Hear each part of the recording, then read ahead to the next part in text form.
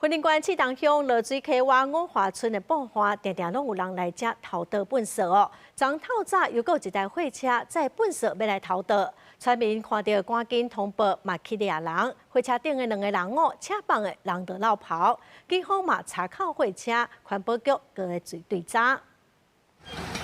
13透早4點外，雲林莿桐有一個農民開車到五華村落水溪爆花巡田，無意外看到一隻載廢棄物的貨車準備要南閃倒，這個農民隨駛車甲炸咧，佮通報其他的村民圍捕。不過車頂兩人看到這個辦事是隨車等咧，就緊出咧。這農民就用貨車甲炸落來，炸落來了伊要走，對象無走，阮這農民就通報阮大家吼，因為大家攏憤慨嘛，所以出來10幾下啊，4幾位4幾甲肉安尼吼。我才無着買，佫去用接走。清幾啊擺啊，清了無偌久，伊就佫倒。所以講這種作惡質的行為，我希望講，在咱的法令上吼，袂使輕輕就甲放伊過。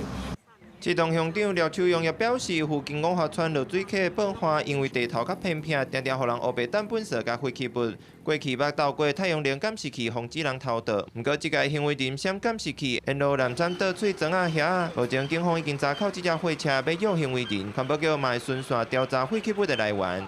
現場發現被傾倒大量的營建廢棄物，那估計有54立方米。2名行為人已經逃離現場。依照現場的基證判斷，目前已經依照違反廢棄物清理法41並46條來移請警察單位來偵辦當中。環保局表示，這隻拖拉庫在營建廢棄物，佮包括風火建材，若對照到行為人會依法要求懲處。那莿桐鄉公所是講，已經協調附近的農民協助，後續會增加附近路口的監視器，希望徹底解決烏白當廢棄物佮糞掃的情況。記者綜合報道。